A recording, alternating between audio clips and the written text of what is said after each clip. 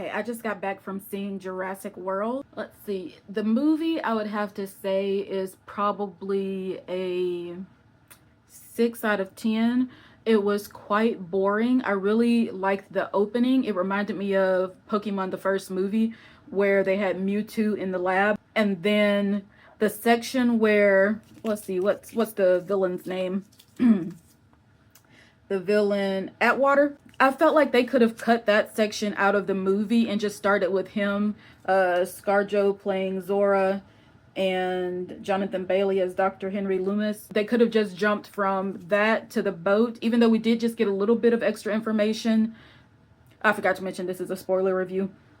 We do get a little extra information there about how studying the dinosaurs could possibly help people with heart disease, and also information about how it looked like the dinosaurs were going to take over when they broke out of containment during the first part of the movie, but the atmosphere in many parts of the world wasn't good for them to live in. There wasn't a good habitat for them.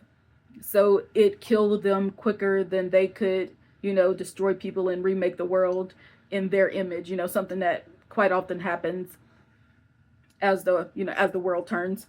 And most of them now live on various islands in the tropical belt. He's recruiting people in order to find those dinosaurs to take their blood and other fluids from them to study so that they can create a type of drug or medicine, or maybe even some DNA splicing to strengthen the human heart or cure whatever heart disease there is. But I felt like that was a little bit flimsy. I don't know if they mentioned anything about how that was maybe a side project of the people who were mutating dinosaurs in the earlier part of the movie or anything like that. Just that dinosaurs have a really long lifespan. The bigger they are, the longer they live. And Zora is supposed to care about it because her mom died of heart disease and she's like a really good spy. So this is a mission that she'd be able to take on. And then Dr. Henry is supposed to care about it because his little dinosaur exhibit is closing down. People aren't excited about buying anything related to dinosaurs anymore or going to see the thing because dinosaur exists. Although I think would be able to thrive since people still do zoos, even though I don't know, are a lot of zoos failing or like not getting enough funding? I really don't know. I didn't do any research, but people would still be interested in seeing like the little dinosaurs run around in containment. His place is shutting down, so he's like, I'll help you go find the dinosaurs, because he has the information I guess they need to, I don't know, I feel like they really could have picked up just any other guy. This team is not very captivating. I don't really care about them. They try to make you care about him, like, what's his face? Marshala Ali playing Duncan Kincaid. We're supposed to care that, I don't know, maybe his wife died, wife and baby or something, or he left his family behind. I don't know, whatever it is, but his like driving force in the movie was initially getting money, but then he sees this family that they pick up and save, and suddenly that becomes his main goal, to make sure they're okay. And I guess we're supposed to be like, oh, now he's all caring and stuff, but whatever. Then we have this Ed Skeirin guy, Atwater. Oh, no. The villain's name is Martin Krebs, or Rupert Friend, who plays Martin Krebs. I've got this very little tiny printed out sheet, and it's kind of hard to tell some of the guys apart. But this was the main villain guy, and this was just some guy with an accent who died quite early on because, they always have to have that gung-ho military type who's just gonna take shots without thinking, and that's what he was doing. He was just shooting a whole bunch of the dinosaurs that were out in the water. They're the weakest part of the movie, I think, the science team. The heart of the movie, the spark of the movie, when you actually start maybe getting into the movie a little bit more, is when the family shows up, which would be Ruben and his kids, Teresa and Isabella, along with the boyfriend, Xavier. We really like them. And the dad is kind of, the guy on a Train to Busan who was out to protect everybody, and he just the guy you can rely on. And I really also like Xavier. We're not supposed to like him at first because we kind of look at him the same way that Ruben looks at him. We're like, oh, lazy bum, what does this girl see in him? But later in the movie, we get a nice emotional moment between him and Ruben that's really sweet. I really don't like the science crew. And there's something really odd about the conversation between the crew. I don't know if it's the pacing or the delivery or maybe even just the writing that kind of destroyed the relationship building and chemistry between that team. Because they try to give us moments between Zora and Dr. Henry where they're like getting to know each other, becoming friends, they're seeing each other's point of view and more emotional parts. But I don't know, it just didn't land. And some of the jokes didn't land either. Kind of just sitting there looking at them like, why are they smiling? Why are they laughing? Because that wasn't really funny. One thing that's really, really good about the movie is the way it's shot, the lighting, the score that comes in sometimes is just beautiful. And it's really reminiscent of a lot of old horror movies. There was one scene when they're on the island and a dinosaur kind of jumps out of nowhere and there's like this kind of smoky lighting all around, and then the soundtrack comes in like I don't know, I can't remember what this music sounded like exactly, but it looks so good on the big screen. Yeah, I feel like that's the only way I'd rewatch it again. And I'd probably just, do something else during that part where the heart medicine guy, Martin Krebs, is recruiting them, because that's really not necessary. You end up not really thinking about it later in the movie. I feel like what they could have done to make us care more about the science team is maybe have Dr. Henry be the lead. And he's the one who actually wants to go to the island to get maybe some DNA to save old Bessie, the dinosaur we see dying on the street in the earlier part of the movie. And maybe it's because he really loves dinosaurs. He's like one of those dinosaur kids that never grew up, And I felt like that would have been a nice emotional beat to have throughout the movie, because it's wrong, I feel like, to just impede on this island where they've finally found some sanctuary. But he's trying to find a way to save the ones who aren't able to live maybe in that tropical area, and save the ones that are like still in captivity, dying from the thinning atmosphere and the like polluted air, whatever's killing them in areas that they're not really surviving in. I think that would have been a better heart for the movie than the classic villain going in to exploit these dinosaurs as well as people once they finally figure out this magic heart medicine. Oh yeah, another thing that I didn't particularly like, we meet Dolores, the little dinosaur they were trying to promote for the movie. And Isabella, she's seen quite a lot of traumatic things since, like, her and her family, they were out on a boat by themselves during one last trip before the eldest daughter, Teresa, goes off to New York. Is it New York? Some college in New York, I think it was. They're out there by themselves and dinosaurs come up out of the water, kind of nudging the boat. It didn't seem like they were particularly hunting them beforehand, just kind of, tossing the boat around or maybe nuzzling up to it like some other thing out in the ocean. But yeah, they end up capsizing, and the little girl is witnessing all these terrifying dinosaurs. Then they get picked up by the science team, because, the guy who lost his family in some capacity that I don't remember. When he gets their Mayday call, he's like, we got to go get him, while the heart medicine guy, Mr. Krebs, is like, let's get the dinosaur we already tagged, and surely somebody else will go and pick up this family. Heart guy says, no, let's go get him. So they go back and get him onto the boat. And while there, the dinosaurs start circling again. I just love the reveal of all the dinosaurs. They look so good. They did a really good job on the dinosaurs. They're the best part of the movie. They're like the main reason that I wanted to see the movie in the first place. I just love the dinosaurs. They look so good in the water and popping up out of the water. And I like when we get a reveal of the eye of one of them while they're like trying to nibble on and chomp on the people that are on the boat. That looks really good. And you can tell that they borrowed a lot from whale movement. Teresa ended up falling overboard while they were going to call Mayday for somebody else to come get them. But the heart medicine guy, he shows up. Me and my sister couldn't stop laughing about it while we were in the theater, about how much this guy looks like some dude from the 50s in the movie. There's one scene where he's standing on the side of the boat and there's just the waves crashing behind him, and he kind of turns around dramatically, and it's just so classic movie looking of him. And plus, like, the outfit and like the way he's built, everything about him was so the 50s era. She's going to call Mayday, and he follows her into the room, and he's like, you can't do that, because nobody knows we're out here. Nobody else can find these dinosaurs. Nobody's gonna take this research from me.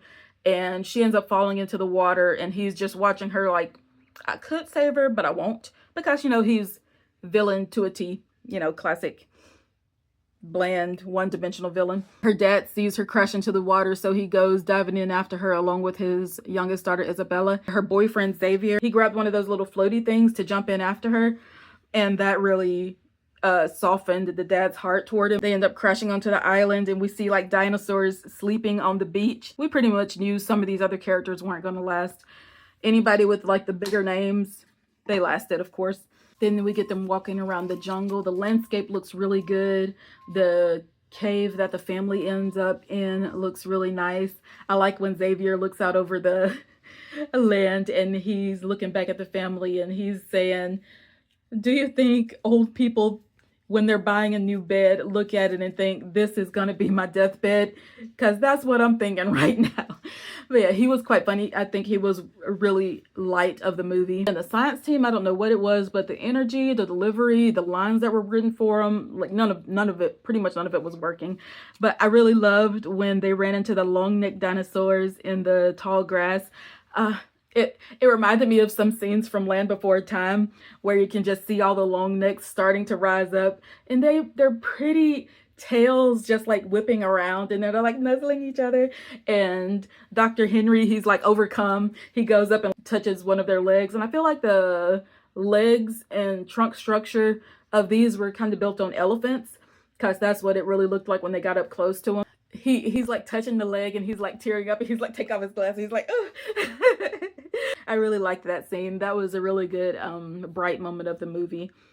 And it just feels so wrong when Zara just fires off one of the blood collecting machines while they're in such a peaceful moment. I'm usually always for like the animals, whatever kind of creatures in these movies. And then they have to collect from the flying one. What was it? I don't think it was a pterodactyl. It was some kind of flying one. Instead of trying to get the adult one, they go for the eggs. And how much fluid can you take from an egg without harming, you know, the embryo that's inside? Dr. Henry, he acts like he knows how much is necessary. Maybe they studied that while they were doing all those animal experiments, and whatever was useful got passed along. You know how whenever people do bad experiments, they take like the useful parts and they move that along to things that you continue to use. Maybe that's how he has that information about how much fluid he can take from an egg, and they still are able to hatch. But while they're in there, one of the flying dinosaurs shows up. I love the way he shows up. It like looks around and it's like, what are you doing in my nest? And then he sees Zara on the other side. Like just They managed to get so much like emotion and energy, and just the look of the dinosaurs was so good. And the colors of some of them too. Most of them were gray, brownish. This one was one of the few that had quite a bit of color. It was like a blue, kind of tropical looking dinosaur. I feel like some of them would have more color patterns than they do. And also we get to see a T-Rex, and it just, I really feel like they need to do some more study on what a T-Rex may have actually looked like roaming the land or the sea, because the arms just look crazy. Once you see it actualized, you wonder, really? Is that really what a T-Rex looked like? They can make it sort of look okay when you look at little dinosaur toys, but when you're seeing it move around in the movie and it's like, and its little short arms are just kind of, its little arms aren't doing anything for it. It's not helping him swim. It's not helping him walk. It's not like, I don't know. Because whenever they say a T-Rex may have looked more like an ostrich or a chicken or something, I think they might be right. Because I don't know. I think they need to figure out whatever was going on with those. I'm getting off topic. Oh yeah. I was talking about earlier how Isabella had seen so many traumatic things, like she saw the dinosaurs knock over her boat. She also saw one snatch the guy with the accent who was just shooting at everything in the water. She saw him get snatched right in front of her eyes, so she kind of went silent for a bit. But we hear her talk again when we meet the tiny dinosaur Dolores. But the first thing she does is feed that thing, come on, is feed it licorice. This little herbivore is now being force-fed this sugary treat. And not force-fed, I mean, it ate it willingly. But still, I really liked the scene where the daughter Teresa goes across the lake in order to get them a boat. It turns out the boat is destroyed. We also see the carcass of another animal over there, so we know there's something bigger, meaner, fiercer that may have taken it out. So it creates a nice bit of tension. First, we see a smaller dinosaur pop up next to the carcass, and he slowly backs away from her, so we all know that there's something bigger and scarier behind her. But something this movie just overused was the slow over the shoulder turn. Whenever we always knew something was about to happen when there was just a, or somebody's like behind you, or don't move, or don't look, or look, you know. But there were at least 10 to 15 slow over the shoulder turns. Oh, what is it? Also, we really knew that what's his face, the minute he snapped that briefcase to his arm and said, "This is staying with me," we all knew what was going to happen to that guy. We also meet the D-Rex, one of the dinosaurs they were experimenting on in the beginning of the movie, which was I don't know what they combined it with, a dolphin or some sort of animal, but it was like a T-Rex with the smaller arms as well as the bigger arms, and it also had the forehead of it kind of arches over, and its eyes are like kind of small like this. This thing looked so good when it came up out of the smoke lit by the flare. I think that was maybe one of my top points in the movie.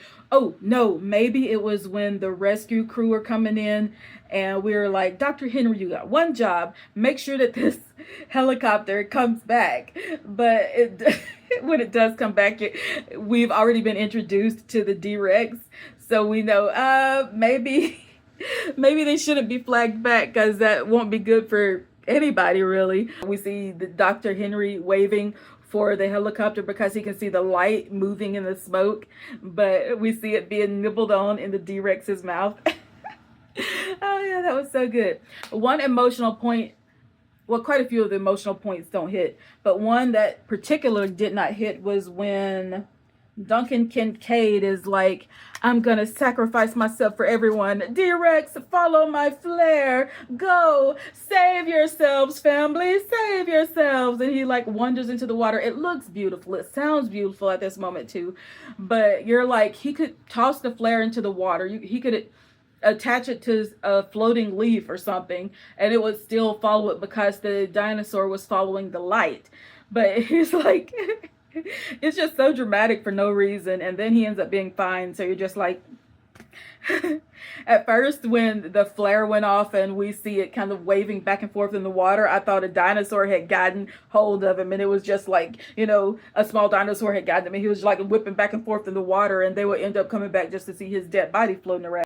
He was actually okay. Oh, another thing that I wanted to mention, this is the end of the movie.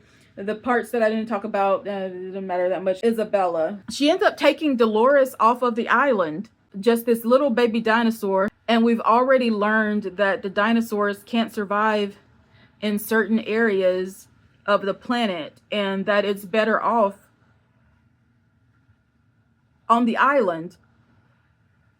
Even with like the other dinosaurs that could possibly eat it, it shouldn't be living where all of these other dinosaurs have died or maybe are still in captivity. I think they said the old Bessie who was dying at the beginning was one of the last ones, or one of the oldest, and they were trying to like, oh, poor dino. I really don't think it should have ended with Isabella taking the dinosaur home. We'd already gotten the point that she no longer thinks all dinosaurs are dangerous, or maybe that some are helpful or useful in some fashion. She didn't need to take this poor creature away from its habitat as a pet that she's feeding licorice to. And nobody told her not to feed it licorice. We end on the point that Zara and Dr. Henry are going to give this dinosaur matter to all scientists so anybody can discover useful benefits from it. But what if somebody else wants to go to the island now? I just feel like the end of the movie is a bunch of problems. Just creating a bunch of problems is supposed to be on a hopeful note, but I feel like there's almost a hold up, I don't think that's the right thing to do kind of energy about it. Even if it helps a couple of people with heart disease, what if it ends up wiping out the rest of the dinosaurs on this little island because people need more than just the bits of DNA and other matter that they managed to get from these 3 dinosaurs? Really, how long is that going to last? What if somebody accidentally drops a sample or it ends up decaying in the freezer or something? You know, because once they run out and they have all these ideas in their mind about what they're going to benefit from it, there's going to be more people going to this island, dying in the process, or finding a way to kill or contain or capture. You know, it's never good. Fairly good movie. Looked really good. I think the bigger the screen you watch it on, the better of a time you'll have. Bye.